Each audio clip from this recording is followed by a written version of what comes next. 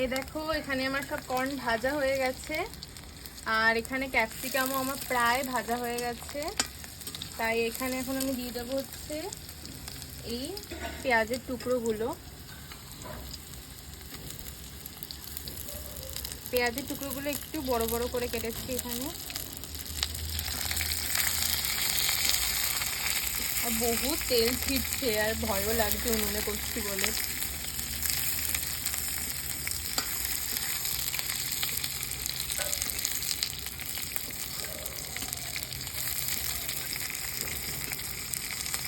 আর একটু এখানে রসুন কুচি আছে, কুচিগুলো দিয়ে দেবো। প্রথমে রসুন বাটা আর আদা বাটা দিয়েছি।